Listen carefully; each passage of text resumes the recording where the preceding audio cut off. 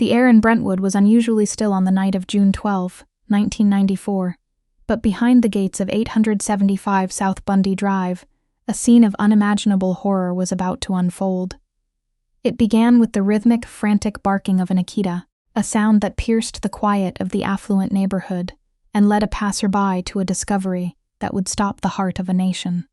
There, on the blood-stained walkway, lay the body of Nicole Brown Simpson, her life extinguished in a brutal, personal attack that nearly decapitated her. Just feet away, the body of Ron Goldman told a story of a desperate struggle for survival against a shadow in the dark. This was not just a crime. It was the prologue to a cultural earthquake that would expose the deep-seated fractures of race, celebrity, and justice in America. Remember to comment, like, share, and subscribe so you don't miss future episodes of the Calendar of Crime. Before we carry on with the story, the day had started with the facade of normalcy, centered around a dance recital for young Sydney Simpson. Nicole, vibrant and focused on her children, sat just rows away from her ex-husband, the legendary O.J. Simpson, yet the distance between them was miles wide. After the recital, Nicole took her family to Mezzaluna, a local Italian haunt where she was a regular. It was an evening of laughter and pasta, but a simple mistake, a pair of forgotten eyeglasses left on the table by Nicole's mother, would set a fatal chain of events into motion. Ron Goldman, a young, aspiring actor and waiter at the restaurant, volunteered to return the glasses after his shift, a final act of kindness that would place him directly in the path of a killer. As the clock ticked toward 10 p.m., the atmosphere shifted from domestic peace to a chilling countdown. Nicole had returned home and tucked her children into bed, unaware that someone was watching from the shadows of the lush California foliage. The evidence suggests the attacker was waiting, fueled by a rage that had been simmering through years of documented domestic turmoil. When Nicole stepped outside, perhaps hearing a noise or expecting Ron's arrival, she was met with a blitz attack. The ferocity was surgical and swift, leaving her no chance to scream. She fell where she stood, the first victim in a tragedy that was only halfway complete. Ron Goldman arrived at the gate just as the first act of violence concluded. He wasn't supposed to be there for more than a minute, but he walked into a nightmare. The struggle that followed was fierce. Goldman, a fit young man, fought for his life, leaving behind defensive wounds that spoke of his bravery. The killer, however, was relentless, striking Goldman multiple times before returning to Nicole to deliver a final gruesome signature. In the aftermath, the silence returned to Bundy Drive, broken only by the whimpering of Nicole's white Akita, whose bloody paws would soon lead neighbors to the grisly scene. The discovery at midnight sent the Los Angeles Police Department into a frenzy. Detectives Tom Lang and Philip Vanader arrived to find a crime scene that looked like a war zone. Among the blood and chaos, they found a series of clues that seemed to point in a single, impossible direction. A blue knit cap, a single left-hand leather glove soaked in blood, and a trail of footprints leading away from the bodies. These prints, made by expensive Bruno Magli shoes, told a story of a calculated exit, but it was the discovery of the matching right-hand glove at the Rockingham estate of O.J. Simpson that turned a local double homicide into the most scrutinized investigation in history. O.J. Simpson was not home when the police arrived at his estate. He was on a red-eye flight to Chicago for a golf tournament.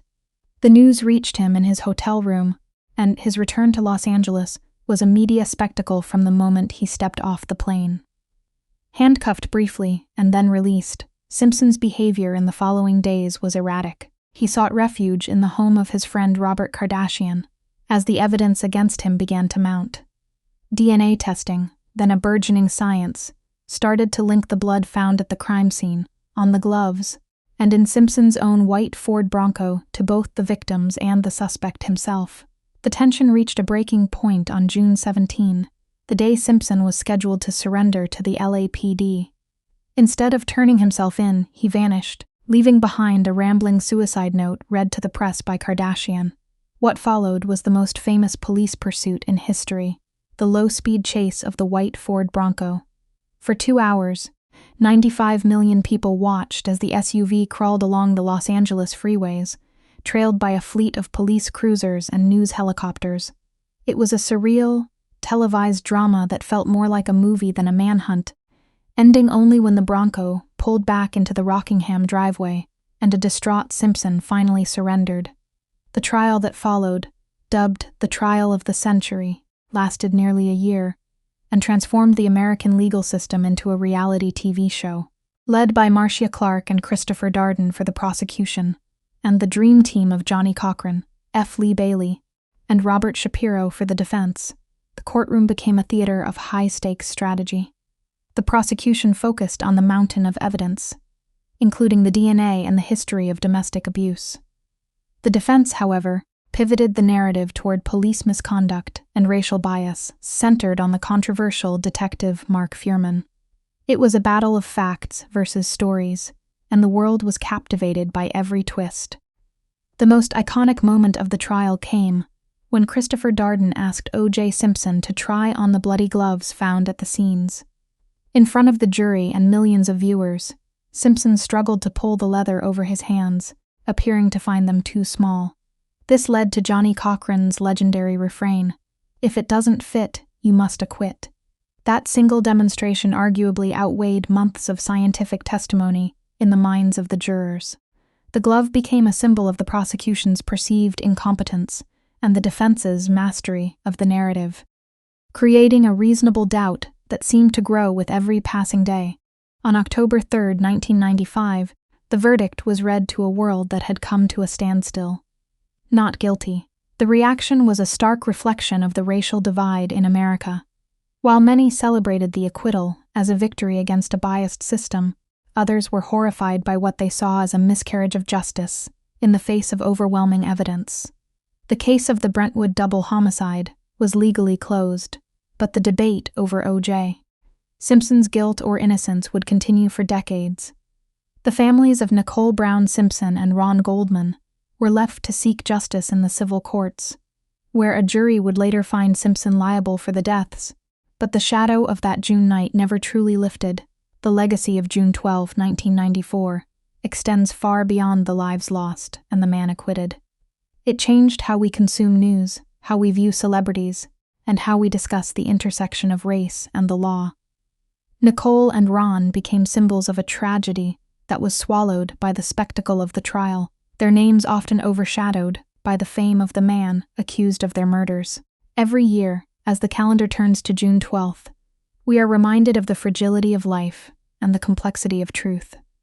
The Brentwood condo is gone, the Bronco is a museum piece, and the principal players have passed into history, but the echoes of those frantic barks in the night still haunt the quiet streets of Los Angeles. Thanks for watching. Please comment, share, like, and subscribe for future episodes from the Calendar of Crime.